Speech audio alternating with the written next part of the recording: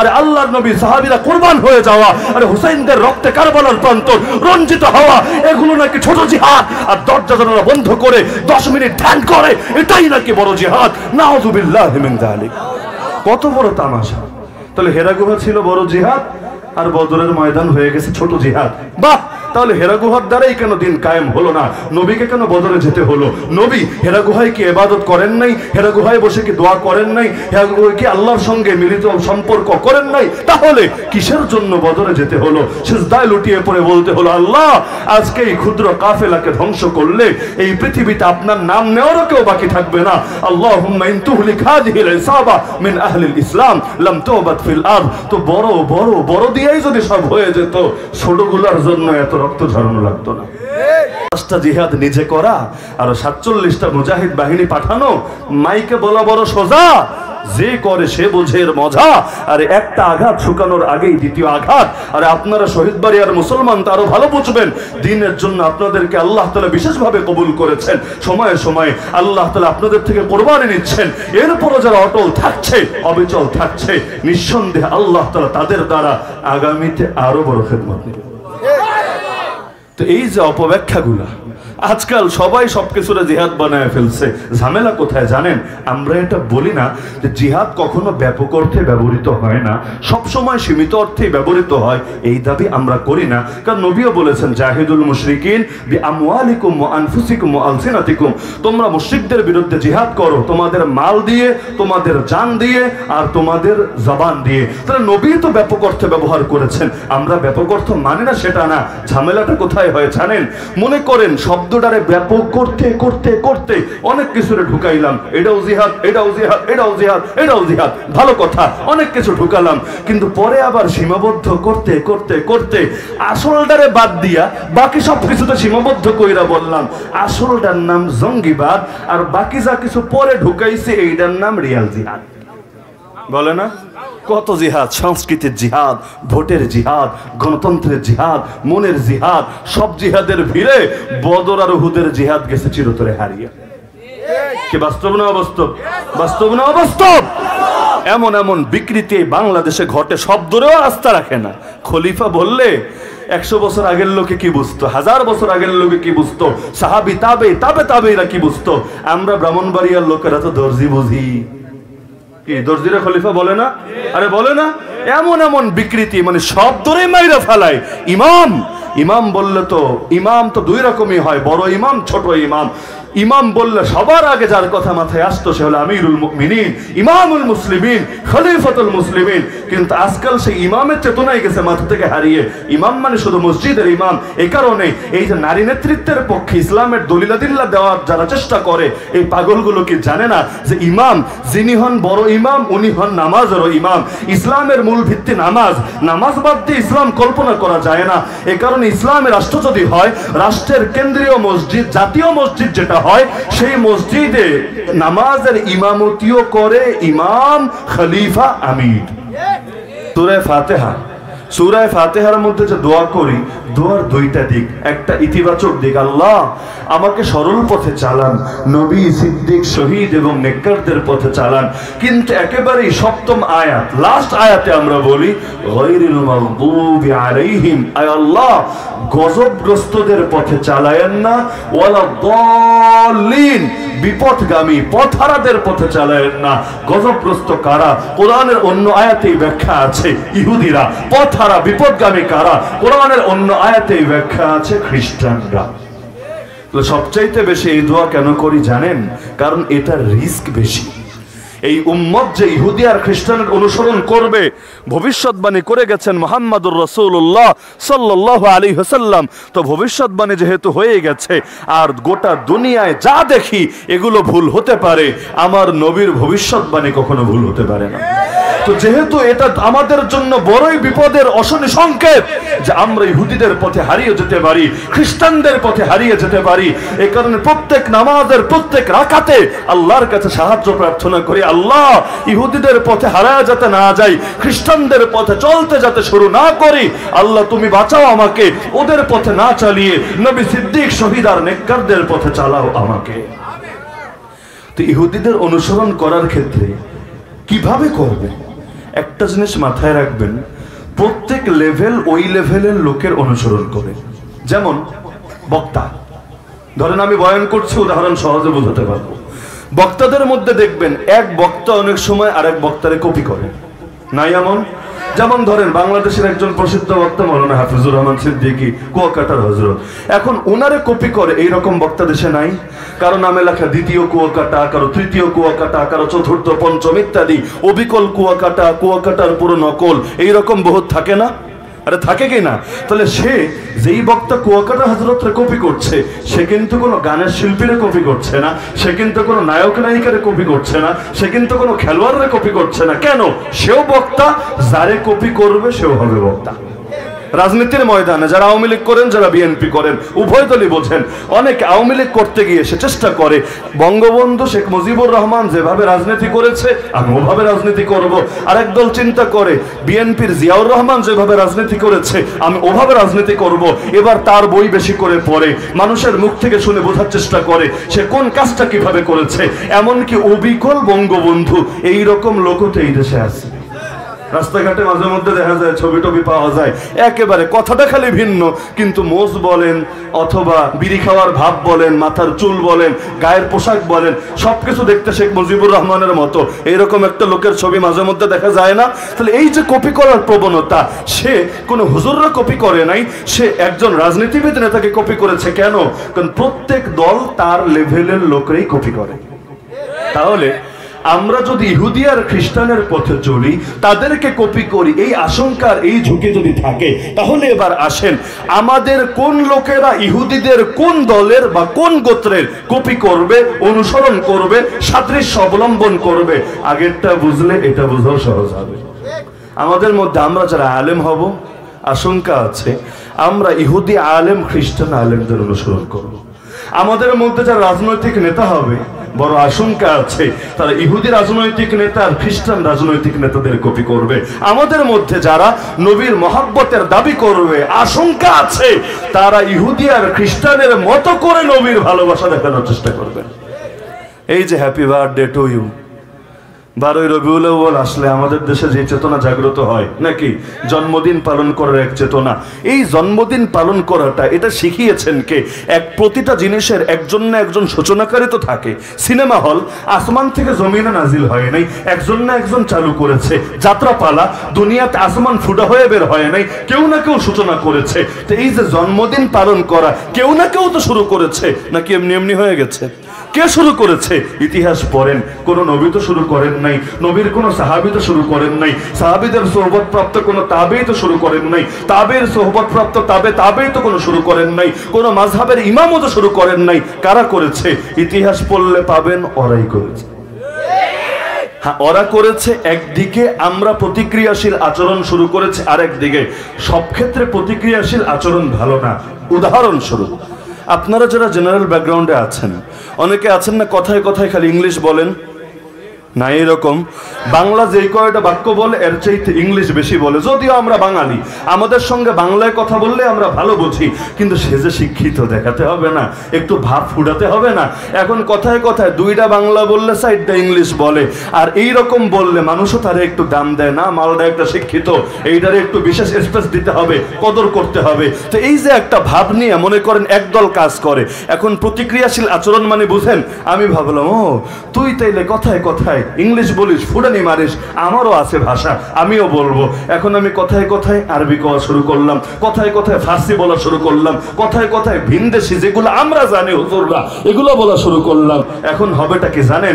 English মোটামুটি যেই কয়জনে বোঝে, আরবি কিন্তু ওই কয়জনে বোঝে না, ফার্সি তো আরো কম বোঝে, উর্দু হয়তো হিন্দি সিনেমা টিনেমা দেখা টুকটাক কিছু লোকে বোঝে, যারা আবার এই সিনেমা কার্টুন মার্টুন দেখে না ওরা তো তাও বোঝে না। তাহলে এখন হবে কি? প্রতিক্রিয়াশীল আচরণ তো হবে, ওর উপর জিদটা ঝাড়া, রাগ ঝাড়া তো হবে, কিন্তু আমার কথা পাবলিকে আর বুঝবে না। এমন লোক আছে বাংলাদেশে যারা এত বেশি পরিমাণ আরবি শব্দ ব্যবহার করে, এদের বয়ান বাংলা ভাষী মানুষ বুঝতে সক্ষম না, উল্টো এটার অনুবাদ করার প্রয়োজন পড়ে যায়। আমরা যেমন অনেক ইংলিশ ম্যানের কথা বুঝি না, বাস্তবেই রিমান্ডে গিয়ে আমি এই ঝামেলায় বহুতবার পড়েছি। অফিসাররা আসো, অফিসার তো অফিসারই হবে। এখন আমারও তো চোখ বাঁধা, আর পেছনে হলো হ্যান্ডকাপ দিয়ে হাত এভাবে আড়মোড়া করে বাঁধা। আমি তো আর তার চেহারা মোবারকও দেখতে পাচ্ছি না, কিন্তু কথা যখন জিজ্ঞাসাবাদ করে খালি ইংলিশ আর ইংলিশ আর ইংলিশ। পুরো বাক্য ইংলিশ না হলেও শব্দ 2টা 3টা 4টা থাকেই মোটামুটি ইংলিশ। কিছু শব্দ তো কমন, যেটা আমরা মূর্খ সূর্খ মানুষও জানি, কিছু শব্দ আবার একটু উচ্চাঙ্গে যেগুলো আমরা জানি না। এখন প্রশ্ন না বুঝলে উত্তর দিমু কেমনে? এখন প্রশ্ন শুই না, আবার ক্লিয়ার হওয়ার জন্য জিজ্ঞাইতে হয়, আচ্ছা আমি আসলে বাক্যটা বুঝি নাই, এই শব্দের অর্থ কি, এটার অর্থ কি? এখন অধিকাংশ সময় দেখেছি অর্থ জিজ্ঞেস করলে তারাও বিব্রত বোধ করে। অনেক শব্দ এমন ইংলিশে খুব সাবলীল বলে যায়, বাংলায় জানি কি বলে খুঁজে পায় না। অনেক সময় হয় না, আমাদের দেশে অনেক ইংলিশ মিডিয়ামে পড়ে বাচ্চা কাচ্চা এমন আছে, ইংলিশে সাবলীল ভাবে পেটের কথা বাইরে বের করে দেয়, বাংলায় জিজ্ঞেস করলে প্যাঁচ লাগায় ফেলে, বলতে পারে না। তো এখন এই যে প্রবণতা, এক জাতি আর এক জাতির অনুসরণ করবে, এটা তো সব ক্ষেত্রে আমরা বাস্তব দেখতে পাচ্ছি। এই যে আমার সামনে যে যুবক ছেলেপেলেরা আছেন, আপনাদের চুলগুলো কার মতো কেটেছেন, মুখগুলো কার মতো দাড়ি ছেঁচে কার মতো বানিয়েছেন, কাপড়টা কার মতো পরেছেন, প্যান্টটা কার মতো পরেছেন, মাথা থেকে পা নিচের দিকে একটা বার তাকান, নবীর সঙ্গে মিল হয়তো কমই পাবেন, সাহাবীদের সঙ্গে মিল হয়তো কমই পাবেন, আহলে বাইতের সঙ্গে মিল হয়তো কমই পাবেন, আর ইহুদি খ্রিস্টানের সঙ্গে মিল হয়তো বেশি পাবেন। আমার নবীর কথা বাস্তব দেখা যাচ্ছে না অবাস্তব? কম ক্ষেত্রে বাস্তব না বেশিরভাগ ক্ষেত্রেই বাস্তব। তো এই যে ফিতনাটা তো হয় লেভেল অনুসারে। আগেই বলছিলাম এক এক শ্রেণী সমগোত্রীয় শ্রেণীর অনুসরণ করে। তা আমাদের নেতারা ওদের নেতাদের অনুসরণ করবে, আমাদের বুজুর্গরা ওদের বুজুর্গের অনুসরণ করবে, আমাদের মূর্খ মানুষরা ওদের মূর্খ মানুষদের অনুসরণ করবে, আমাদের জ্ঞানী আর আলেমরা ওদের জ্ঞানী আর আলেমদের অনুসরণ করবে। এটাই তো যুক্তির দাবি, এটাই তো বুদ্ধির কথা। তা এখন ওদের ফিতনা কি কি ছিল বলতে চাইলে রাত ফুরাবে, ফিতনার ধরন বলা শেষ হবে না। তবে বিশেষ একটা ফিতনা নিয়ে আজকে আমি শুধু হাইলাইট করব, সেটা হলো ওদের মধ্যে যারা দিনদার ছিল। কারণ আমার সামনে যারা আছেন দুনিয়াদারের তুলনায় দিনদারি বেশি, দিনকে ভালোবাসেন বলেই এত গরমে কষ্ট করেও এখানে এই রাতের বেলা গভীর রাতে পড়ে আছেন। তাদের মধ্যে যারা দিনদার ছিল, বিশেষভাবে বুজুর্গ ছিল, ওলিয়া উলিয়া ছিল, আলেম ওলামা ছিল, তাদের বড় একটা ফিতনা ছিল, তারা 2টা লাইনে পদস্খলনের শিকার হয়েছিল। একটা জায়গা হলো তারা অনেক ক্ষেত্রে দ্বীনের বিধানকে, তাওরাতের বিধানকে, ইনজিলের বিধানকে গোপন করত। কেন? এক এক জায়গায় এক এক স্বার্থে। কখনো জানের ভয়ে, যদি বলে দেয় তার জান রিস্কে পড়ে যাবে।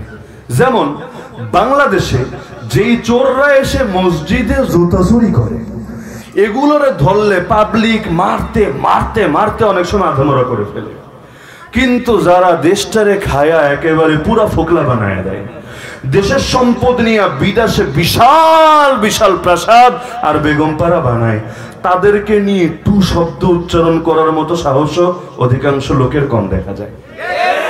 এইটাও চোর ওইটাও চোর, পার্থক্য কি? এক চোররে মারতে মারতে আধামরা বানাইল, আর আরেক চোরের নামটাও মুখে আনো না, আর নাম নিতে বললে বলো ভাসুরের নাম মুখে আনতে নাই। পার্থক্যটা কোথায়? পার্থক্য এখানে, এটা হলো দুর্বল চোর, ওটা হলো সবল চোর। এই চোরের পিঠের চামড়া তুমি উঠালেও তোমার কোনো রিস্ক নাই, আর ওই চোরের নাম মুখে আনলেও তোমার পিঠে চামড়া থাকবে কিনা এটার ভয় আছে। তাহলে দুর্বল বাতিলের আতঙ্ক, কিন্তু সবল বাতিলের আতঙ্কে নিজেই আতঙ্কিত, এমনটা আমাদের দেশে হয় কি না? হয় কি না? হয়। এক লেখক আরবিতে একটা কিতাব আছে, এর মধ্যে ঘটনা প্রসঙ্গে লিখেছিল, বেচারা ইবলিস আমাদের সামনে নাই তো, আড়ালে আড়ালে থাকে, অদৃশ্য অদৃশ্য থেকে ফিতনা পরিচালনা করে। এই জন্য ইবলিসের সুনাম করার লোক খুঁজে পাওয়া যায় না। যদিও এই যুগে আছে যারা ইবলিসের পূজা করে, এমন লোক এই পৃথিবীতে তৈরি হয়েছে। এটা আরো আগের লেখা কিতাব, যে সময় হয়তো এমন লোক কম ছিল। তিনি লিখেছেন, ইবলিস যদি বাস্তবে থাকতো আর জমিনের রাজা আর নেতা হয়ে যেত, ইবলিসের নামের আগে আর পরেও 100টা ডিগ্রি আর লকব লাগানোর লোকের অভাব পড়তো না। মাননীয়, মহামান্য, ইবলিস মহোদয় সমীপে ইত্যাদি নাম নিয়ে তার জিকির আজকার করতে করতে মুখে ফেনা তুলে ফেলতো, এমন লোকের মোটে অভাব পড়তো না। তো এখন কখনো তারা বিধান গোপন করত এই কারণে যে যার ব্যাপারে আমি বিধানটা প্রকাশ করব, করলে আমার পিঠের চামড়া হয়তো থাকবে না। আল্লাহ নবী সাল্লাল্লাহু আলাইহি ওয়াসাল্লামের জামানায় মাখজুমী গোত্রের এক সম্ভ্রান্ত মহিলা চুরি করে ফেললো। বলবেন সম্ভ্রান্ত মহিলা আবার চুরি করে? কয়েকদিন আগে তো এমনও দেখা গিয়েছিল হোয়াইট হাউসে সম্ভবত কোনো একটা দাওয়াতে, হোয়াইট হাউসে তো আমারে আপনারা দাওয়াত দিবে না, কাদেরকে দিবে বুঝতেই পারছেন, বড় ফিগার। তো সবাই দাওয়াত খাচ্ছে, সিসি ক্যামেরার ফুটেজে দেখা যাচ্ছে ভারতের এক মহিলা এদিক সেদিক তাকিয়ে খাবার বিভিন্নটা তার ব্যাগের মধ্যে ঢুকেছে। পকেট তো আর নাই, মহিলা মানুষ, ব্যাগের মধ্যে হাতে যে ভ্যানিটি ব্যাগটা আছে একটু একটু খাবার ঢুকাচ্ছে, আবার এদিক সেদিক তাকাচ্ছে, কেউ দেখে ফেলে কিনা। তাহলে দেখা যাচ্ছে সম্ভ্রান্ত মহিলারাও অনেক সময় চুরি করে ফেলতে পারে। রাস্তাঘাটে আমি বড় অবাক হই, রাস্তাঘাটে অ্যাক্সিডেন্ট হয় নাকি হয় না? বাংলাদেশের যে রাস্তাঘাট মাশাআল্লাহ, অ্যাক্সিডেন্ট তো এখানে নিত্য নৈমিত্তিক ব্যাপার। আমরা এমন দিন কমই যায় যেখানে রাস্তায় চলি কিন্তু কোনো না কোনো দুর্ঘটনা দেখি না, যেহেতু দিনের তুলনায় রাতে আমাদের বেশি চলাফেরা, প্রচুর পরিমাণ দুর্ঘটনা দেখতে পাই। দুর্ঘটনার পরে একটা কমন বিষয় কি এই দেশে জানেন? যারাই দুর্ঘটনায় পতিত হবে, নিহত হোক আহত হোক, হাত পা ভাঙা হোক জানে মরা হোক, সবার আগে পকেটটা কাটা যাবে। আমরা বাগেরহাট থেকে একবার সফর করে আসছিলাম, আসার পথে মোল্লার হাট, বাগেরহাটের একটা জায়গা আছে মোল্লার হাট, সেখানে ঘটনাক্রমে আমরা দেখতে পাচ্ছি কিছু লোকের জটলা একটা অ্যাক্সিডেন্ট হয়েছে। আমরাও গাড়ি থামালাম, নামলাম, সেখানে দেখলাম একটা যুবক মোটরসাইকেল চালিয়ে যাচ্ছিল, ডিসকভার একটা মোটরসাইকেল, এক পাশে বেশি লোড ছিল অনেক বাজারঘাট নিয়ে, গ্রামের মানুষরা যা করে প্রচুর পরিমাণ ক্ষেতের বিভিন্ন জিনিসপাতি নিয়ে হয়তো গ্রামের বাড়ির দিকে যাচ্ছিল। আমরা ধারণা করেছি কোনো বাস, হয়তো বাস তো মাঝে মধ্যে মোটরসাইকেলটা গুনে না, একেবারে চাপতে চাপতে রোডের বাইরে নিয়ে ফেলে, সম্ভবত, নিশ্চিত জানি না, সম্ভবত কোনো বাস বা বড় কোনো গাড়ি হয়তো তারা চাপ দিয়েছিল। বেচারা রাস্তার মূল অংশের বাইরে যেখানে অন্যান্য গাছপালা, এটার ভেতর দিয়ে সেচড়িয়ে গিয়ে বড় একটা গাছের সঙ্গে তার মোটরসাইকেল ধাক্কা লেগেছে, আর সে সিটকে, সে নিজেও তার মোটরসাইকেলও গর্তে গিয়ে পড়ে আছে। তা আমরা যখন থামাই তখনও সে মরে নাই, লোকজন তারে ধরলো, সেই সময় তার মুখে পানি দিল, বুকে একটু চাপ টাপ দিল, সে দুই তিনবার একটু নড়ে উঠলো, একটু আওয়াজ করলো, কিন্তু আমরা সেখানে থাকতে থাকতেই বেচারা মারা গেল। ওই সময় দেখলাম একজন মানুষ মৃত্যু পথযাত্রী, একেবারে মুমূর্ষ অবস্থায়, কিন্তু সেখানে বসেও আমরা যখন এটা চাইলাম যে তার ফ্যামিলিরে জানানো দরকার সবার আগে, ফ্যামিলির নাম্বার পাওয়া যাবে তার মোবাইলে, আমরা যখন তার কাছে যাচ্ছিলাম সেই সময় দেখতে পাচ্ছিলাম, ধরেন মানুষটা এখানে পড়া, মোবাইলটা তার মাত্র এক হাতও হবে না, সামান্য একটু ব্যবধানে। তো এখন তারে ধরতে ধরতে এদিকে মোবাইল কোন ফাঁকে হাওয়া হয়ে গেছে আল্লাহ ভালো জানে। এখন জিজ্ঞেস করছি কি রে মোবাইল গেল কই? একটু আগে এখানে দেখলাম। একজন বললো আমি তো একজনকে উঠাইয়া কানে নিতে দেখলাম, মনে হলো সে হয়তো কথা বলছে, আমি তো ভাবলাম বাড়িতে হয়তো যোগাযোগ করার চেষ্টা করছে। এবার একজন একজন করে সবাইরে জিজ্ঞাসাবাদ করা হচ্ছে, কিন্তু আর মোবাইলের কোনো হদিস পাওয়া গেল না, তো গেলই না। তো এরকম ঘটনা, এটা তো একটা উদাহরণ আমি বললাম, এরকম ঘটনা আমাদের জিন্দগিতে একাধিকবার হয়েছে, দেখেছি। রেলে কাটা পড়া বলেন, বাসে আঘাত পাওয়া বলেন, মোটরসাইকেল অ্যাক্সিডেন্ট বলেন, মোবাইলটা থাকে না। আমি অবাক হই, এই দেশে এত চোর আসে কোত্থেকে? প্রফেশনাল চোর কিন্তু এত নাই, কিন্তু চোখের সামনে একটা লোকরে মরতে দেখলে, বাস একটা অ্যাক্সিডেন্ট হতে দেখলে, যারা উদ্ধার করতে যায় এদের মধ্যেই অনেকে স্বেচ্ছাসেবী চোরে পরিণত হয়ে যায়। তো এটা কি কোনো ভালো আলামত না খারাপ আলামত? দুঃখের সময় পারলে তুমি সেবা করো, না পারলে অন্তত নীরব ভূমিকায় থাকো। উপকার করতে পারছো না তো ক্ষতিও করো না, কিন্তু এইরকম একজন মানুষের এই ক্ষতিটা করলে অনেক সময় ফ্যামিলিরে জানানোই মুশকিল হয়, লাশটা এসে নিবেটাকে। আবার এতগুলো মানুষ, আমরা একটা অ্যাম্বুলেন্সে থামালাম যে আমরা তার মেডিকেলে নিয়ে যাই, কিন্তু যখন তার মৃত্যুটা মোটামুটি নিশ্চিত হলো, এবার লাশ কেউ ধরবে না, আমাদেরও ধরতে দিবে না। এখন আমরা বলছি অনেক সময় এমন হয় উপর দিয়ে পালস বোঝা যায় না, মনে হয় মরা, কিন্তু মেডিকেলে নিলে পরে আইসিইউতে নিলে দেখা যায় না, আবার স্বাভাবিক হয়, শ্বাস প্রশ্বাসের কিছু অংশ তারা খুঁজে পায়, মোটামুটি আবার স্বাভাবিক হয়ে যায়। তো এখন যত তাড়াতাড়ি মেডিকেলে নিব ততই কল্যাণ। আমাদেরও নিতে দিল না, কেউ ধরলো না, যে পুলিশের পেরেশানিতে আমরা কেউ পড়তে রাজি না, আগে পুলিশ আসবে তারপর এটার সমাধান হবে। পুলিশ আসবে কোত্থেকে? এলাকার লোকরে বলছি তাহলে আপনারা একটু খবর দেন, ফোন দেন, কারো কোনো খোঁজ নাই। পরে আমরা 999-এ কল দিলাম, পুলিশ আসলো, আসার মধ্যেও আবার আলাদা একজনকে আমরা রাখলাম, আল্লাহর হস্তে মোটরসাইকেলটা পাহারা দাও, মোবাইল গায়েব হয়েছে, কোন ফাঁকে মোটরসাইকেলও হাওয়া হয়ে যাবে কোনো গ্যারান্টি নাই। পুলিশ আসলো, তাদের বুঝাইয়া দিলাম, তারপর আমরা আসলাম। তো এই যে আমাদের কালচারগুলো। তো বনি ইসরাইলের একটা ঘটনা প্রসঙ্গে আলোচনা টানছিলাম। আল্লাহ নবীর জামান এক মাখজুমী সম্ভ্রান্ত মহিলা চুরি করে ফেললো। এখন ইসলামে চুরির শাস্তি কি জানেন না আপনারা? কোন জায়গা থেকে? এখান থেকে কবজি থেকে হাত কাটা, তবে সর্বনিম্ন পরিমাণ হলো 10 দিরহাম। এর নিচে যদি কেউ চুরি করে, যে একটা টিস্যু চুরি করছে, দেওয়ার হাত কাইটা, অথবা 1 কাপ চা চুরি করে খেয়ে ফেলছে, দেওয়ার হাত কাইটা, এত সহজ না। সর্বনিম্ন 10 দিরহাম পরিমাণ যদি সম্পদ কেউ চুরি করে, সর্বনিম্ন মোহর যেটা, আর চুরির জন্য যে হাত কাটা হয় এটারও সর্বনিম্ন পরিমাণ এটা। যদি এই পরিমাণ কেউ চুরি করে, তার শাস্তি হলো হাত কাটা। এখন সেই নারীর ব্যাপারেও ফয়সালা এটা হয়ে গেছে, অমুক দিন তার হাত কাটা হবে। এখন সেই বংশের লোকেরাও পেরেশান। আরে বংশের একজনের যদি এই জাতীয় কোনো একটা অপরাধে হাত কাটা যায়, সবার জন্য লজ্জার বিষয় না? আপনার ঘাটুরার মধ্যে যদি কেউ বড় কোনো মামলায় ফেসে যায়, খুনের মামলা, ধর্ষণের মামলা, চুরির মামলা, এটা কি যে ফেসেছে শুধু ওর ইজ্জত যায় না পুরো এলাকার ইজ্জত যায়? যায় না? সকলের ইজ্জত যায়, এটাই স্বাভাবিক। তো এখন বংশের লোকের অপারেশন, আরে একটা মহিলা করে ফেলেছে কাজ, কিন্তু কোনোভাবে একটু মিটমাট করা যায় কি না?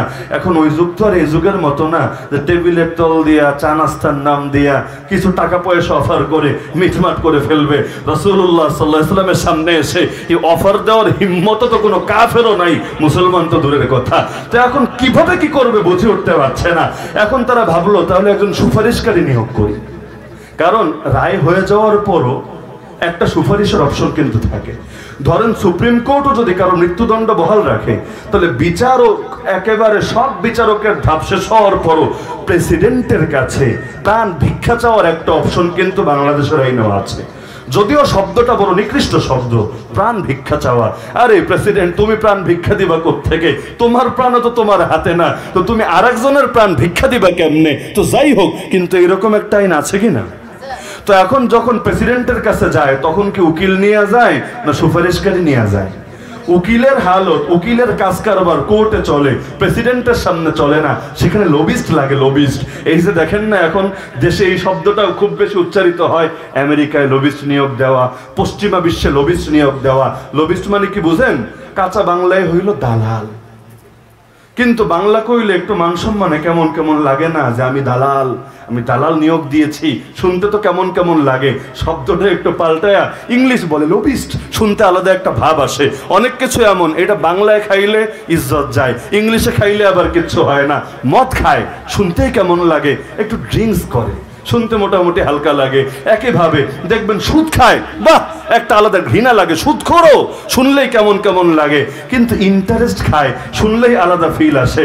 দেখেন না ডক্টর ইউনূসরা গালি দেয় সুদখোর, তো বাকিরা কি খোর? এই দেশের অর্থনীতি তো দাঁড়িয়ে আছে সুদের উপর। ব্যাংক মানুষরে কি খাওয়ায়, শেয়ার বাজার কি খাওয়ায়, সব জায়গায় তো সুদ আর সুদ। সুদখোরের তালিকা যদি করা হয়, এই দেশে কার নামটাই বা বাদ থাকবে? বৃষ্টি অনেক বেশি চলে এসেছে, তো যাই হোক, কিছু আলোচনা আগামী বছরের জন্য রেখে দেই। তো সংক্ষেপে বলি, তো এখন নবীর কাছে সুপারিশ করার জন্য উসামা রাদিয়াল্লাহু আনহুকে ধরলো, আল্লাহ নবীর পালক পুত্র। এখন তারা বলল যে নবী এর যেহেতু মহব্বত করে, সেই পারবে সুপারিশ করতে। গিয়ে নবীরা বলল, ইয়া রাসূলুল্লাহ, এই মহিলাটার হাত না কেটে অন্য একটা শাস্তি দিলে হয় না? সবার মান সম্মানের ব্যাপার। আল্লাহ রাসূল বললেন, শোনো, সাবধান, তোমাদের পূর্ববর্তী জাতিরা ধ্বংস হয়েছে কারণেই ওদের মধ্যে সম্ভ্রান্ত ব্যক্তি কেউ চুরি করলে হাত কাটতো না, দুর্বল আবার কেউ চুরি করলে হাত আস্তাও রাখতো না। আরে শোনো, আল্লাহর নামে কসম করে বলছি, আমার মেয়ে ফাতেমাও যদি চুরি করে, আমি মুহাম্মদ নিজে গিয়ে তার হাত কেটে দিয়ে আসবো। ইসলাম শিখিয়েছে এটা যে গোপন করা যাবে না। আগের যুগে করতো এটা, বড় কেউ চুরি করেছে, বড় কেউ অপরাধ করেছে, তাওরাত আর ইনজিলের বিধান গোপন করে সামান্য হালকা ফয়সালা দিত, আর গরিব কেউ চুরি করলে তার ইচ্ছা মতো শায়েস্তা করতো। এই যুগে এমনটা হয় না।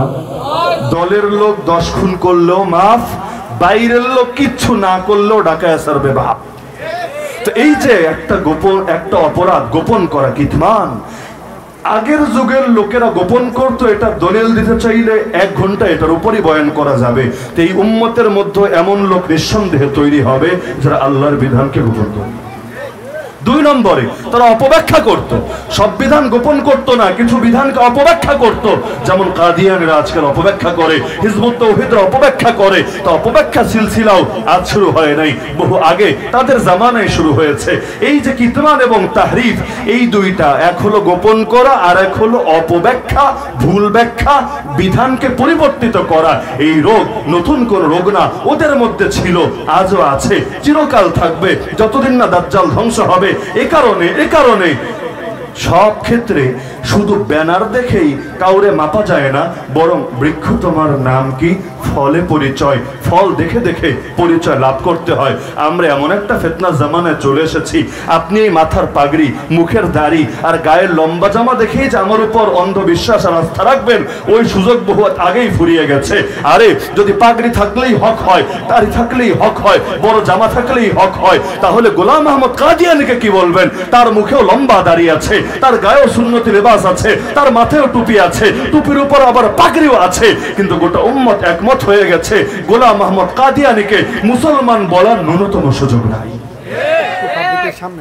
একটু সামনের দিকে আসেন, পেছনের ভাইদের জন্য সহজ হবে, তাহলে বৃষ্টিতে একটু কম ভিজবে তারা। তাহলে এই যে দুইটা অপরাধ, কিতমান আর তাহরিফ, আমরা আমাদের তালিবুল ইলমদেরও বুঝাই, শোনো ভবিষ্যতে তোমরা আলেম হবা, তোমরা জাতির নেতৃত্ব দিবা, কিন্তু নবীর আদর্শ থেকে এই শিক্ষাটা নিও, হককে কখনো গোপন করতে হয় না, আর পরিস্থিতি যতটাই কঠিন হোক হককে কখনোই অপব্যাখ্যা করতে হয় না। মক্কার যুগে জিহাদ ছিল না সহি, মক্কার যুগে খেলাফত ছিল না সহি, মক্কার যুগে ইসলামী বিচারতা ছিল না সহি, মক্কার যুগে নবীর মুজাহিদ ব্যাটালিয়ন ছিল না সহি, কিন্তু এর চাইতে আরো বেশি সহি, আমার নবী মক্কায় মাইর খেয়েছেন, তারপর আল্লাহর একটা বিধানকেও গোপন করেন।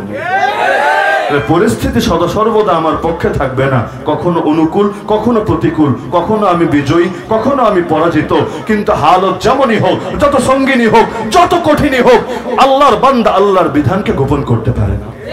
কিসের জন্য গোপন করব? টাকার লোভে? কিসের জন্য গোপন করব? ভালো থাকার আশায়? কিসের জন্য গোপন করব? নিরাপত্তার জন্য, ফ্যামিলি সেফটির জন্য? আরে যেদিন ঈমান এনেছি সেদিনে বিশ্বাস করেছি হায়াতের মালিক আল্লাহ, মৌতের মালিক আল্লাহ, দেওয়ার মালিক আল্লাহ, নেওয়ার মালিক আল্লাহ। আল্লাহ যদি উপর থেকে ফয়সালা করেন, জমিনে কেউ নাই তার ফয়সালা ফেরাতে পারে। আল্লাহুম্মা লা মানিআ লিমা আতাইত ওয়া লা মুতিয়া লিমা মানাত। তো সর্বময় ক্ষমতার মালিক যখন আল্লাহ, সব কর্তৃত্ব যখন আল্লাহর হাতে, তখন গায়রুল্লাহর ভয়ে, বাতিলের ভয়ে, তাগুতের ভয়ে আল্লাহর বিধান কিভাবে গোপন করতে পারি? তো যার হাতে সব, তারই না খুশি করুন। প্রধানমন্ত্রীর হাতে কিছু না, আমেরিকার হাতে কিছু না, ইসরায়েলের হাতে কিছু না, পুলিশের হাতে কিছু না, নেতাদের হাতে কিছু না, আমার বাপের হাতেও কিছু না, আমার 14 গোষ্ঠীর হাতেও কিছু না, সবকিছু একজনের হাতে। কে তিনি? কে তিনি? তাহলে খুশি করব আমি কারে? পুলিশরে? খুশি করব কারে? নেতারে? খুশি করব কারে? নেত্রীরে? খুশি করব কারে? দলরে? খুশি করব কারে? চীন রে, ভারত রে, আমেরিকারে, জাতিসংঘ রে? আরে না, এগুলো মুসলমানের কথা না। মুসলমান খুশি করবে একমাত্র রব্বুল আলামিন আল্লাহকে। আল্লাহরে খুশি করতে গিয়ে বান্দা বেজার হলে হোক, আমার কোনো লস নাই, কিন্তু বান্দারে খুশি করতে গিয়ে আল্লাহরে বেজার করলে আমার পুরোটাই লস। গোটা দুনিয়ার সবাই যদি থাকে আমার পক্ষে, কি হবে? কে গিয়ে আমার কবরে আলো জ্বালাবে? কবর যখন আমার এমন জোরে চাপ দিবে, ডান পাজরের হাড় বাম পাজরের হাড়ে গিয়ে ঢুকে যাবে, কে গিয়ে সেটাকে ফিরাবে? কে কিয়ামতের দিন ডান হাতে আমলনামা দিবে? কে মিজানে নেকের পাল্লা ভারী করবে? কে পুলসিরাত বিজলির গতিতে অতিক্রম করিয়ে দিবে? আর এক আল্লাহ ছাড়া কেউই থাকবে না পাশে। অপরাধীদের পাশে তো বাপও দাঁড়াবে না, মাও দাঁড়াবে না, বউ দাঁড়াবে না, সন্তানও দাঁড়াবে না। তো কার মুখের দিকে তাকিয়ে নারাজ করবো আমি আল্লাহকে? গোটা দুনিয়া আমার বিপক্ষে গেলে যাক না, আর এই জালেম দুনিয়া তো নবীর পক্ষেও দাঁড়ায় নাই। আমার নবীর জামানায় অধিকাংশ লোক তো তার বিপক্ষেই ছিল। এতে হয়েছেটা কি? নবীকে হত্যার ষড়যন্ত্র হয়েছে, গায়ে হাত তুলেছে, রক্তাক্ত করেছে, নির্যাতন করেছে, নিগৃহীত করেছে। হয়েছেটা কি? চূড়ান্ত পরিণতিতে আমার নবীর দিনের বিজয়িত হয়েছে।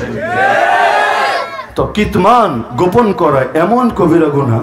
কোন একজন আলেম, ধরেন আমিও যদি আল্লাহর একটা বিধানকে গোপন করি, ধরেন আপনি আমার জিহাদ নিয়ে প্রশ্ন করলেন, দিন কায়েম নিয়ে প্রশ্ন করলেন, খেলাফত নিয়ে প্রশ্ন করলেন, আমি বললাম আরে প্রশ্ন যুগ বইজা করতে হয়, এই যুগে এই প্রশ্নের কোনো জবাব নাই। কি হবে জানেন? মান সুইলা আন ইলমিন আলিমাহু সুম্মা কাতামাহু উলজিমা ইয়াউমাল কিয়ামাতি বিলিজামিন মিন নার। কিয়ামতের দিন জাহান্নাম থেকে, জাহান্নামের আগুন দিয়ে একটা লাগাম তৈরি করে, সেই লাগামটা আমার গলায় লাগিয়ে যেভাবে কুত্তারে টেনে টেনে হাজির করা হয় মনিবের সামনে, এভাবে সেই জাহান্নামের লাগাম ধরে আমারে টেনে টেনে হাজির করা হবে চরম অপমানিত অবস্থা রব্বুল আলামিনের সামনে। তো দুনিয়ায় কষ্ট থাকলে থাকবো, দুনিয়ায় জেল খাটলে খাটবো, দুনিয়ায় ফাঁসির মঞ্চে যাওয়া লাগলেও যাবো, কিন্তু কিয়ামতের দিনের আযাব তো সইতে পারবো না। তো কিতমান এত বড় কবিরা গুনাহ, যে কবিরা গুনাহ করলে বান্দার ইহকাল পরকাল সবই শেষ। ইহকালে কি করতে পেরেছে যারা গোপন করেছে?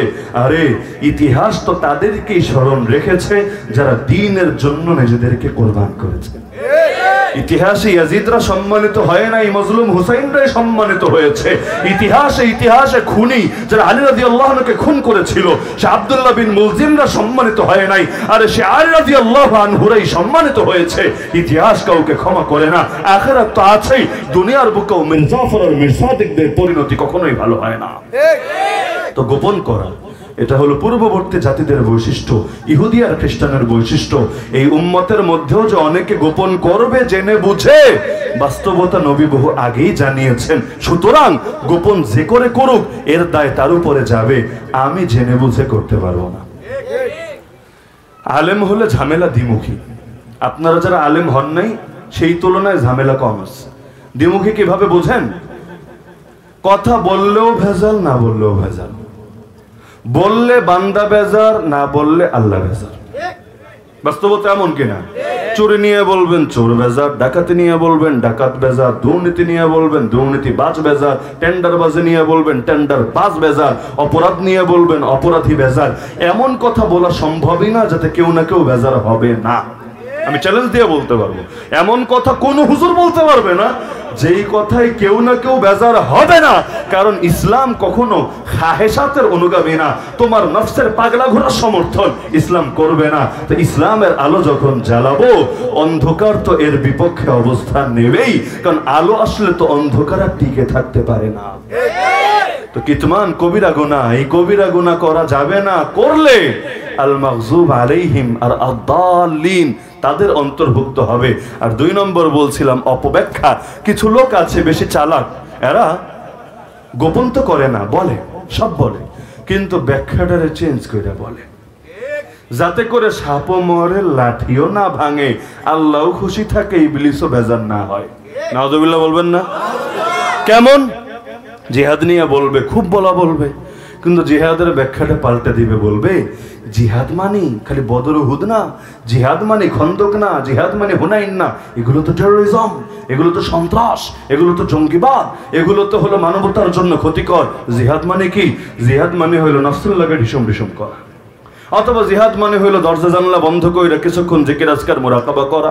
অথবা জিহাদ মানে হইলো ইলম শিখা, জিহাদ মানে হইলো দাওয়াত দেওয়া, জিহাদ মানে বইপত্র লেখা, জিহাদ মানে গজল গাওয়া, জিহাদ মানে বয়ান করা। যে যেটা করে এইটাই হলো জিহাদ। দ্বীনের জন্য যে কোনো কষ্ট করে সেটাই জিহাদ। অথবা কখনো বলবে এটা হলো বড় জিহাদ, নফসের লগে রেসিং খেলা, ডিসুম ডিসুম খেলা, এটা হলো বড় জিহাদ। আর বদরে গিয়ে রক্তাক্ত হয়ে আসা, উহুদে গিয়ে দান দান শহীদ করা, নিজের চোখের সামনে নিজের চাচাকে 70 টুকরা হতে দেখা, এরপর সেই চাচার বুক চিরে কলিজা বের করে চিবিয়ে খায়, এই রকম হালত সবর করা। আরে আল্লাহর নবী সাহাবীরা কুরবান হয়ে যাওয়া, আরে হুসাইনদের রক্তে কারবালার প্রান্তর রঞ্জিত হওয়া, এগুলো নাকি ছোট জিহাদ। আর দরজা জানালা বন্ধ করে 10 মিনিট ধ্যান করে, এটাই নাকি বড় জিহাদ। নাউযুবিল্লাহি মিন যালিক। কত বড় তামাশা! তাহলে হেরা গুহা ছিল বড় জিহাদ, আর বদরের ময়দান হয়ে গেছে ছোট জিহাদ। বাহ! তাহলে হেরা গুহার দ্বারাই কেন দিন কায়েম হলো না? নবীকে কেন বদরে যেতে হলো? নবী হেরা গুহায় কি ইবাদত করেন নাই? হেরা গুহায় বসে কি দোয়া করেন নাই? হেরা গুহায় কি আল্লাহর সঙ্গে মিলিত সম্পর্ক করেন নাই? তাহলে কিসের জন্য বদরে যেতে হলো? সিজদায় লুটিয়ে পড়ে বলতে হলো, আল্লাহ আজকে এই ক্ষুদ্র কাফেলাকে ধ্বংস করলে এই পৃথিবীতে আপনার নাম নেওয়ারও কেউ বাকি থাকবে না। আল্লাহুম্মা ইন তুহলিক হাযিহিল ইসাবা মিন আহলিল ইসলাম লাম তুবাদ ফিল আরদ। তো বড় বড় বড় দিয়েই যদি সব হয়ে যেত, ছোটগুলোর জন্য এত রক্ত ঝরানো লাগতো না। 5টা জিহাদ নিজে করা আর 47টা মুজাহিদ বাহিনী পাঠানো, মাইকে বলা বড় সোজা, যে করে সে বোঝে এর মজা। আর একটা আঘাত শুকানোর আগেই দ্বিতীয় আঘাত। আর আপনারা শহীদ বাড়ি আর মুসলমান তো আরো ভালো বুঝবেন, দ্বীনের জন্য আপনাদেরকে আল্লাহ তাআলা বিশেষভাবে কবুল করেছেন। সময়ে সময়ে আল্লাহ তাআলা আপনাদের থেকে কোরবানি নিচ্ছেন। এরপরও যারা অটল থাকছে, অবিচল থাকছে, নিঃসন্দেহে আল্লাহ তাআলা তাদের দ্বারা আগামীতে আরো বড় খেদমত নেবেন। তো এই যে অপব্যাখ্যাগুলা, আজকাল সবাই সবকিছুরে জিহাদ বানায় ফেলছে। ঝামেলা কোথায় জানেন? আমরা এটা বলি না যে জিহাদ কখনো ব্যাপক অর্থে ব্যবহৃত হয় না, সব সময় সীমিত অর্থেই ব্যবহৃত হয়, এই দাবি আমরা করি না। কারণ নবীও বলেছেন, জাহিদুল মুশরিকিন বিআমওয়ালিকুম ওয়া আনফুসিকুম ওয়া আলসিনাতিকুম, তোমরা মুশরিকদের বিরুদ্ধে জিহাদ করো তোমাদের মাল দিয়ে, তোমাদের জান দিয়ে, আর তোমাদের জবান দিয়ে। তাহলে নবী তো ব্যাপক অর্থে ব্যবহার করেছেন, আমরা ব্যাপক অর্থ মানি না সেটা না। ঝামেলাটা কোথায় কোথায় হয় জানেন?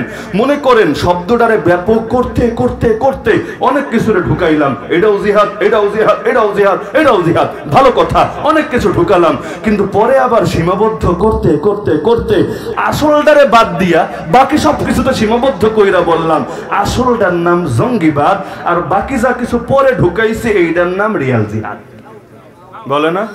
কত জিহাদ, সংস্কৃতির জিহাদ, ভোটের জিহাদ, গণতন্ত্রের জিহাদ, মনের জিহাদ, সব জিহাদের ভিড়ে বদর আর উহুদের জিহাদ গেছে চিরতরে হারিয়ে। কি বাস্তব না অবাস্তব? বাস্তব না অবাস্তব?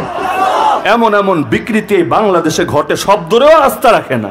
খলিফা বললে 100 বছর আগের লোকে কি বুঝতো, 1000 বছর আগের লোকে কি বুঝতো, সাহাবী তাবে তাবে তাবেইরা কি বুঝতো, আমরা ব্রাহ্মণবাড়িয়ার লোকেরা তো দর্জি বুঝি। কি দর্জিরা খলিফা বলে না? আরে বলে না? এমন এমন বিকৃতি, মানে সব ধরে মাইরা ফেলায়। ইমাম, ইমাম বললে তো ইমাম তো দুই রকমই হয়, বড় ইমাম, ছোট ইমাম। ইমাম বললে সবার আগে যার কথা মাথায় আসতো সে হলো আমিরুল মুমিনিন, ইমামুল মুসলিমিন, খলিফাতুল মুসলিমিন। কিন্তু আজকাল সেই ইমামের চেতনায় গেছে মাথা থেকে হারিয়ে। ইমাম মানে শুধু মসজিদের ইমাম। এই কারণে এই যে নারী নেতৃত্বের পক্ষে ইসলামের দলিলাদিল্লা দেওয়ার যারা চেষ্টা করে, এই পাগলগুলো কি জানে না যে ইমাম যিনি হন বড় ইমাম, উনি হন নামাজেরও ইমাম। ইসলামের মূল ভিত্তি নামাজ, নামাজ বাদ দিয়ে ইসলাম কল্পনা করা যায় না। এই কারণে ইসলামের রাষ্ট্র যদি হয়, রাষ্ট্রের কেন্দ্রীয় মসজিদ, জাতীয় মসজিদ যেটা হয়, সেই মসজিদে নামাজের ইমামতিও করে ইমাম, খলিফা, আমির। তো এখন বেডি মানুষ হলে ইমামতি করবে কেমনে? এমনকি জুম্মার ঈদের মাসালা তো আপনাদের জানার কথা, ইমাম যদি নিজে না থাকে অথবা তার কোনো প্রতিনিধি নিযুক্ত না রাখে, নামাজই হবে না, নামাজই হবে না। এখন তো বেঁচে গেছেন যে খলিফাই নাই, তাই আর এখন সব ইমাম, সব আলেমরাই অটোটার প্রতিনিধি হয়ে গেছেন। কিন্তু যদি থাকতো, তিনি নিজে না থাকলে বা তার প্রতিনিধি না থাকলে জুম্মা বা ঈদ পড়ার অনুমতিও ছিল না। তাহলে এই যে শব্দগুলোর বিকৃতি, এগুলো তো অনেক কিছু হলো সাধারণ বিকৃতি, কিছু বিকৃতি তো ভয়াবহ বিকৃতি। এই যে হিজবুত তাওহীদ, ওরা বলে আমরা পর্দা মানি, কই কোথাও মানো? আরে তোমার ইমামের বউরেও গোটা জাতি দেহে।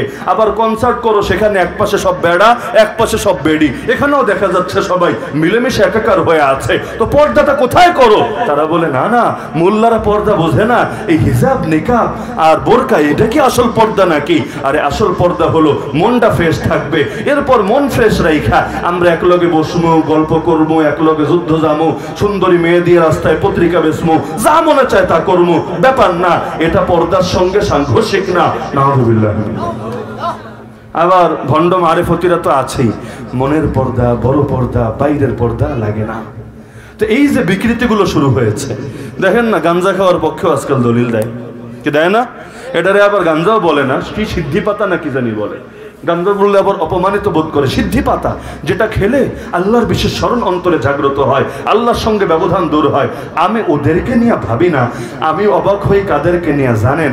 যারা ওদের সামনে গিয়ে পূজা দেয়। এই বাংলাদেশে ল্যাংডা পীরেরও মুরিদ আছে, বিশ্বাস হয় না? বদনা বাবারও মুরিদ আছে, যার মেশিন গান থেকে সব শুরু করে সব দেখা যাচ্ছে, মাথা থেকে পা সব খোলা, জন্মদিনের পোশাকে বেডি মানুষ পর্যন্ত গিয়ে তারা সেজদা দিয়ে আসছে। এমন ঘটনাও দেখা গিয়েছে, অনলাইনে সার্চ করলে আপনারাও পাবেন। এক ল্যাংডা সন্ন্যাসী, তিনি দাঁড়িয়ে আছেন একেবারে সোজা হয়ে, একজন একজন করে আসছে, প্রথমে সেজদা দিচ্ছে, আর যাওয়ার সময় তার অন্ডকোষের সঙ্গে একটা করে একটা বেল বাজা আছে, ওইটা এভাবে বাড়ি দিলে টুং করে একটা আওয়াজ হয়। তো এখন সেজদা থেকে মাথা উঠে একটা করে বাড়ি দিচ্ছে, চলে যাচ্ছে। এটা হলো হয়তো বায়াতের সিস্টেম।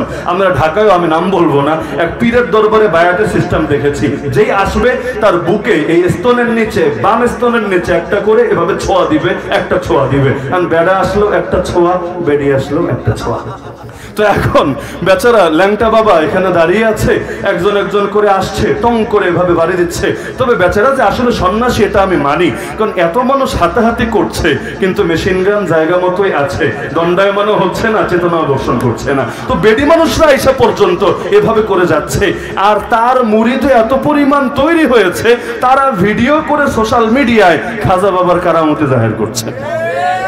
বলে যেই দেশে এইরকম লোকের কাছেও মানুষ যায়, রাস্তাঘাটে যেগুলো থাকে মাসের পর মাস গোসল করে না, একেবারে পাক পবিত্রতার ধার ধারে না, নামাজ রোজা তো করেই না, এদেরকে অনেকে মনে করে যুগের শ্রেষ্ঠ সন্তান, এবং এরা মনে হয় বড় বড় কুতুব গাউস আবদাল, এদের সঙ্গে বেয়াদবি করা যাবে না, এদেরকে কষ্ট দেওয়া যাবে না, পারলে চায় না খাওয়াতে হবে।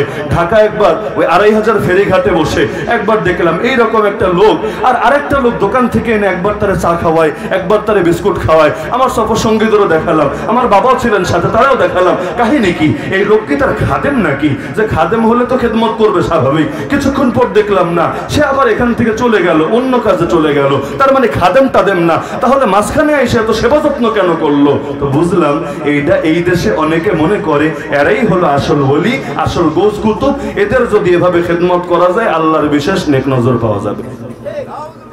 তো আল্লাহ তাআলা এই যে কিতমান এবং তাহরিফ, এক হলো গোপন করা আর এক হলো অপব্যাখ্যা করা, দুটোকে হালাল বানিয়েছেন না হারাম বানিয়েছেন? বলেন না হালাল না হারাম? এই হারাম করে ধ্বংস হয়েছে ইহুদিরা, এই হারাম করে ধ্বংস হয়েছে খ্রিস্টানরা। সুতরাং একই ভুল বারবার না করি। নবী জানিয়েছেন মুমিন এক গর্তে বারবার দংশিত হয় না, মুমিন ধোঁকা খায় না, ধোঁকা দেয় না। সুতরাং আমরাও এই ভুলের পুনরাবৃত্তি আর করতে চাই না। আমরা আল্লাহর জমিনে আল্লাহরে খুশি করেই নিজেরা সুখী থাকতে চাই, কারণ আল্লাহরে নাখোশ করে কেউ কখনো সুখী থাকতে পারে না। সুখ দেওয়ার মালিক কে? না চীন, না ভারত, না জাতিসংঘ, না আমেরিকা, না ইসরায়েল। সুখের মালিক একমাত্র আল্লাহ। এখন আল্লাহ থেকে সুখ নেবেন কিভাবে? দুনিয়ায় কারো থেকে নেওয়ার মাধ্যম দুইটা, এক হলো খুশি করে আর এক হলো জোর করে। কখনো খুশি করে নেয়, যেমন বিয়া শাদী করে স্ত্রীর সঙ্গে নারীর সঙ্গে মিলিত হচ্ছে খুশিতে খুশিতে, আর ধর্ষণ যেগুলো হয় খুশিতে খুশিতে না, জোরাজোরি করে। আমি আপনারা হাদিয়া দিলাম, আপনি নিলেন খুশিতে খুশিতে। আর রাস্তাঘাটে ডাকাতি যারা করে খুশিতে খুশিতে না, জোর করে। আর একদল আছে ডাকাতি করে না, অন্য কিছু করে, গাড়ি থামায়, বোধহয় চা খাওয়ার টাকা একটু দিয়ে যান না। তারা কারো নাম নাই বা বললাম, কিন্তু এরকম লোক এই দেশে আছে কিনা? আর হিজরাতের কথা নাই বা বলি, প্রফেশনাল ডাকাতে পরিণত হয়ে আছে। এদেরকে নিয়ে কারো কোনো মাথা ব্যথাই নাই, কেন যেন আল্লাহ ভালো জানে। এদের নিয়ে কোনো আইনও আলাদা বানানো হয়েছে কিনা আমার জানা নাই। পুলিশও যদি দেখে বাসে উঠে চান্দা করছে তালি টালি বাজায়া, আবার কেউ না দিলে কাপড় চোপড় খুলে ফেলছে, বেইজ্জতি করছে, এলাকার লোকে কিছু বলে না, পুলিশও কিছু বলে না, সকলে মিলে একসঙ্গে প্রতিরোধ করে না, সবাই ধরে নিয়েছে। এইটাই সিস্টেম, এইটাই নিয়তি। তো অপরাধ নিজে করাও যেমন অপরাধ, অপরাধ দেখে শুনে চুপ থাকা, নীরবে সয়ে নেওয়া সমান অপরাধ। কেউ যদি মনে করেন না অপরাধ নিজে না করলে অপরাধ না, আপনি ইসলাম চেনেনি না, বোঝেনি না। অপরাধ দেখার পরে নাহি আনিল মুনকার, অন্যায় থেকে নিষেধ করা, শক্তি থাকলে হাত দিয়ে, না থাকলে মুখ দিয়ে, আর যেখানে মুখ অক্ষম একেবারে রাষ্ট্রে গিয়ে অন্তর দিয়ে। এটা হলো ঈমানের ধাপ, এর বাইরে ঈমানই হতে পারে না। তো এই যে অন্যায়গুলো দেশের মধ্যে প্রকাশ্যে চলে, কেউই কিছু বলে না। তো এই যে হালত, আরেকটা কষ্টের জায়গা বলে দিই, আলোচনা যেহেতু আসলো, আমাদেরকে মাঝে মধ্যে এগুলো বলে না হুজুর, এই জিহাদ, দিন কায়েম, খেলাফত ইত্যাদি ইত্যাদি, এই বিষয়গুলো বাদ দিয়া আরো তো অনেক বিষয় আছে, এগুলো নিয়ে বয়ান করেন। আচ্ছা, কি সেই বয়ান? যেমন সুদ নিয়ে বয়ান করেন, ঘুষ নিয়ে বয়ান করেন, চুরি নিয়ে বয়ান করেন, সন্ত্রাস নিয়ে বয়ান করেন, মাদক নিয়ে বয়ান করেন, ধর্ষণ নিয়ে বয়ান করেন। বলে কি বলে না?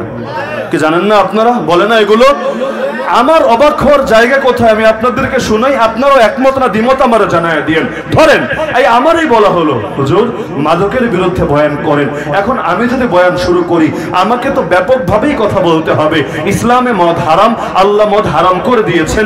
মুসলমান কখনো মদের পক্ষে থাকতে পারে না, মুসলমান কখনো মদের পক্ষে কথা বলতে পারে না। ইসলামে লাইসেন্স ছাড়া খেলেও মদ হারাম, লাইসেন্স নিয়ে খেলেও মদ হারাম। মুসলমানের জন্য মদ কেনাও হারাম, মদ বেচাও হারাম, মদের পক্ষে আইন করাও হারাম। এখন মাদকের বিরুদ্ধে আমাদেরকে বলতে বলে এটা সহি, কিন্তু মাদকের লাইসেন্স আবার কারা দেয় বলেন আমাদেরকে? যারা আমাদেরকে বলে মাদকের বিরুদ্ধে বলেন, তারাই মাদকের পক্ষে আবার লাইসেন্স দেয়। মানেটা কি? এর মানে কি এটা তুমি আমারে কিছু দিয়া খাও, তুমিও খুশি আমিও খুশি। একা একা খাবা, দরজা বন্ধ করে খাও। বাইরে খেতে চাইলে আমাদেরও একটু খুশি করে দাও। তুমি আমাদের দাও টাকা, বিনিময়ে তুমি মদ খাও, যা মনে চায় তা খাও। তোমার জন্য বার বানিয়েছি, তোমার জন্য নাইট ক্লাব বানিয়েছি, তোমার জন্য পুলিশ নিরাপত্তার ব্যবস্থা করেছি। তুমি মদ খাবা, মাতাল হয়ে গাড়ি চালাবা, যা মনে চায় তা করবা, কোনো ব্যাপার না। এই দেশে নায়ক নায়িকা, গায়ক গায়িকা, নর্তকী, নষ্টা ভ্রষ্টা, এদের জন্য ব্যাপকভাবে লাইসেন্স নিয়ে নিয়ে রাত বিরাতে গিয়েও মদের বারে মদ খায় না, নাইট ক্লাবে গিয়ে মদের নেশায় মেতে থাকে না। লাইসেন্স গুলো কারা দেয়? পুলিশ নিরাপত্তা কারা দেয়? কই রাস্তাঘাটে তো ঠিকই ধরে, কিন্তু ওদেরকে কেন ধরে না? মানেটা কি? মানেটা কি? যদি মদের বিপক্ষে বলতে বলো, লাইসেন্স ওয়ালা মদের বিপক্ষেও বলতে হবে, লাইসেন্স ছাড়া মদের বিপক্ষেও বলতে হবে। দেশ যদি নষ্ট হয়, যুবক যদি নষ্ট হয়, লাইসেন্স নিয়ে খেলেও নষ্ট হবে, লাইসেন্স ছাড়া খেলেও নষ্ট হবে। বলবে ধর্ষণের বিরুদ্ধে বলতে, আচ্ছা, যদিও এই শব্দের সঙ্গে আমি একমত না। ইসলামে খেলে ধর্ষণ হারাম না, জিনাও হারাম। ধর্ষণ মানে যেটা জোরাজোরি করা হয়, আর জিনা মানে যেটা দুইজনই রাজিতে খুশিতে চিটপড়াং হয়ে হয়।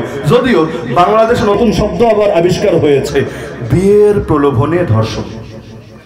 5 বছর 10 বছর একসঙ্গে বিয়া ছাড়াই আকাম কুকাম করে, এরপর একটু ঝামেলা হলে মামলা করে দেয়, আমাকে বিয়ের প্রলোভনে ধর্ষণ করেছে। বেডি তোর এত লোভ কেন? 5 বছরেও তোর লোভ গেল না, 10 বছরেও তোর লোভ গেল না, এত লোভ কিসের জন্য? আরে অ্যাকশন না তোর বিরুদ্ধে উল্টা নেওয়া হচ্ছে। তো এই যে জিনা, ইসলামে জিনা হালাল না হারাম? হালাল না হারাম? যদি সম্মতি নেওয়া হয়, লিভ টুগেদার শিরোনামে হয়, হালাল না হারাম? কেউ যদি হালাল মনে করে মুসলমান থাকবে না, কাফের হয়ে যাবে, তাও বাদ দিলাম। মনে করেন ধর্ষণ। আজকাল ডেইলি স্টার আর প্রথম আলোতে নজর রাখলেও, বিতর্কিত ডেইলি স্টার আর সমালোচিত প্রথম আলো, এগুলোতে নজর রাখলেও আপনারা দেখবেন একটা নতুন শব্দ ব্যবহার করে। ইংলিশে বলে ম্যারিটাল রেপ, বাংলায় বলে বৈবাহিক ধর্ষণ। বোঝেননি? নিজের বিয়া করা বউয়ের লাগে ধর্ষণ। এইটা আবার কি? এইটা কি ওই সাংবাদিকরাও, হলুদ মিডিয়াগুলো ভালো বলতে পারবে, কিন্তু যেই ব্যাখ্যাটা ওরা দেয় সেটা হলো বউ আজকে চাচ্ছে না, তাও তুমি কাম সারলা, এইটার নাম হইলো বউরে ধর্ষণ। আবার বান্ধবী যদি চায় আল্লাহকে শুয়ে পড়ো, সেটা ধর্ষণ না, সেটা লিভ টুগেদার। এটা নিয়ে কোনো বাপু কিছু বলার রাইটস রাখে না, কোনো মোল্লা মুন্সিও প্রতিবাদ করার অধিকার রাখে না। প্রতিবাদ করলে নাকি ওদের ব্যক্তি স্বাধীনতায় হস্তক্ষেপ হয়। তো এখন ধর্ষণ মানে যেটা জোরাজোরি কয়, ভালো কথা। তো হুজুর ধর্ষণের বিপক্ষে যদি বলতে চায়, সবার আগে কিসের বিপক্ষে বলতে হবে জানেন? পতিতালয়ের বিপক্ষে। বাংলাদেশে পতিতালয়ের গুলো লাইসেন্স কারা দিয়েছে? হুজুররা দেয় নাই, মোল্লা মুন্সি দেয় নাই, সাধারণ দিনদরদি জনতা দেয় নাই, ওরাই তো দিয়েছে। বিনিময়ে টাকাও তো পাচ্ছে নিয়মিত করে। আরে পতিতালয়ে খালি জিনা চলে তাই তো না, আরো বহুত কিছুই চলে, সেটা বাদও দিলাম। কিন্তু আমি এটা 100% কনফিডেন্স নিয়ে বলতে পারবো, পতিতালয়ে যে মেয়েরা থাকে এদের অধিকাংশই অধিকাংশই অধিকাংশই মন থেকে রাজি না। কেউ অভাবে স্বভাব নষ্ট করেছে, কাউকে অপহরণ করে নিয়ে বিক্রি করে দিয়েছে, কেউ ব্ল্যাক মেইলের শিকার হয়েছে, কেউ একবার ঢুকেছিল ভুল বুঝে, এখন আর তারে বের হতে দেওয়া হচ্ছে না, তারা সেখানে জিম্মি করে রাখা হয়েছে। কিন্তু অধিকাংশ জনই এমন, 51% হলে অধিকাংশ হয়, 51 না এর চাইতেও বেশি পার্সেন্ট এমন যারা বাস্তবে রাজি না, কিন্তু সেখান থেকে তারা বের হতে পারছে না।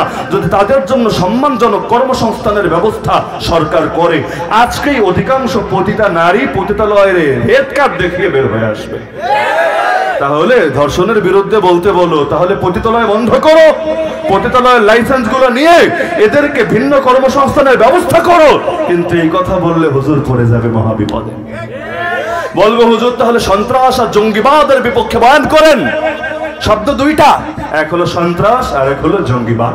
জঙ্গিবাদ বলে ওরা ধর্মের নামে সন্ত্রাসকে, ভালো কথা। তাহলে বলতে গেলে সন্ত্রাস নিয়ে, জঙ্গিবাদ নিয়ে, জঙ্গিবাদটাই উদাহরণ দেই। সবার আগে যার নাম আসবে তার নাম ইসরায়েল।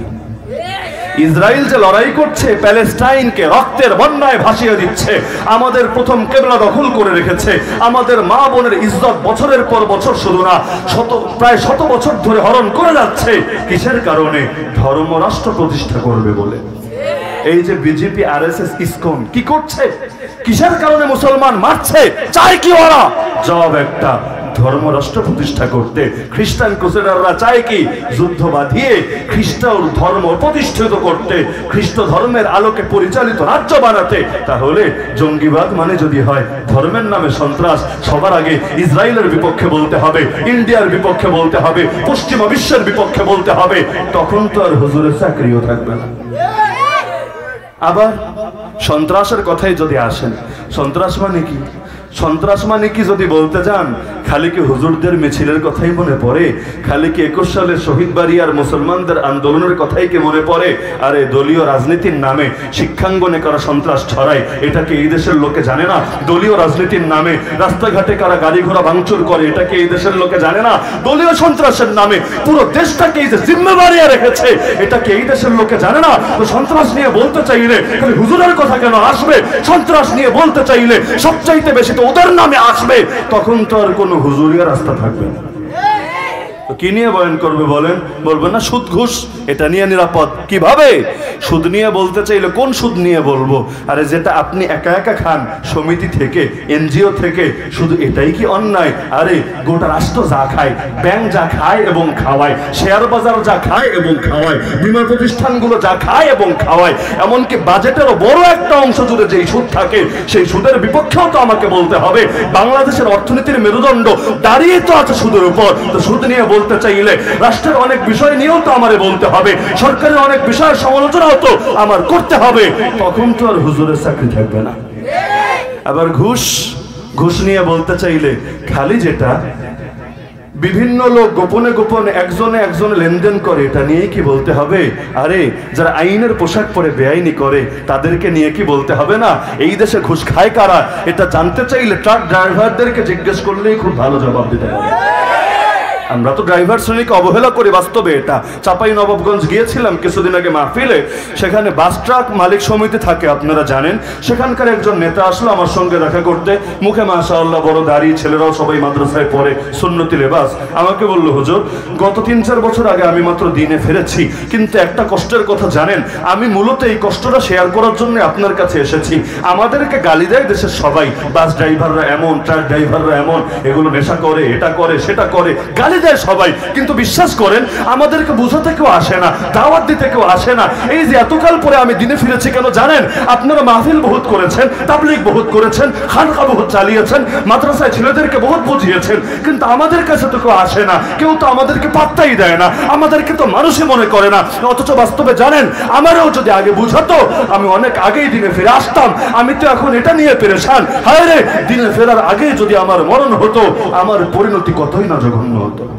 তা আমারে অনুরোধ করেছে হুজুর, বিশ্বাস না হলে আপনি দেখেন, বেশিরভাগ বাস ড্রাইভার, ট্রাক ড্রাইভার হলো মূর্খ। ছোটবেলায় অর্থের কারণে হেলপারি টেলপারি শুরু করেছিল, পরবর্তীতে থাকতে থাকতে এই লাইনে তারাই উস্তাদ হয়ে গেছে। বেশিরভাগই দেখবেন মূর্খ, না ধর্মীয় শিক্ষা আছে না জাগতিক শিক্ষা আছে। এর কারণে মূর্খতা তো একটা অভিশাপ, মানুষ অনেক কিছুরে ভুলরাই তখন সঠিক মনে করে।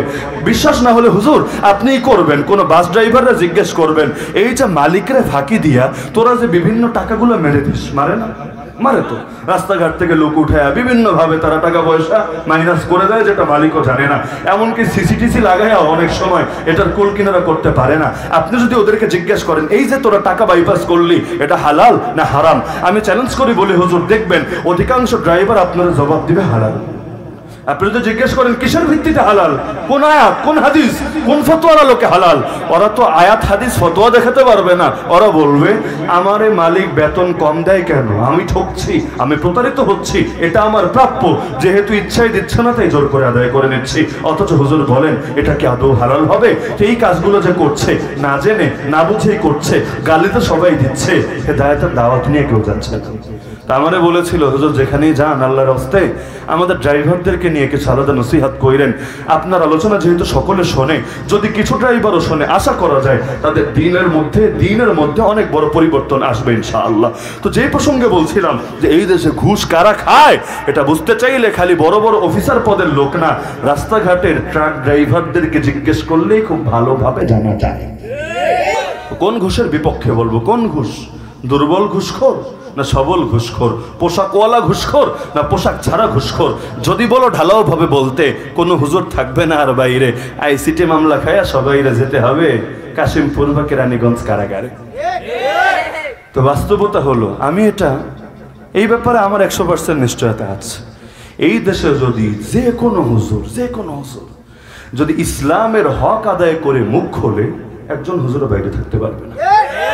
এটা জোয়ান বলেন, বাচ্চা বলেন, মুরব্বী বলেন, পারে নাই মুরব্বী কায়েদে মিল্লাত আল্লামা জুনায়েদ বাবনগরী বাইরে থাকতে, পারে নাই মধ্যবয়স্ক আল্লামা শেখুল হাদিস ইবনে শেখুল হাদিস মামুনুল হক সাহেবরা বাইরে থাকতে, পারে নাই ছোট বাচ্চা মাওলানা রফিকুল ইসলাম মাদানীরা বাইরে থাকতে। তো আমি 3 শ্রেণীর উদাহরণ তো দিলাম, মুরব্বী বলেন, বাচ্চা বলেন, জোয়ান বলেন, মধ্যবয়স্ক বলেন।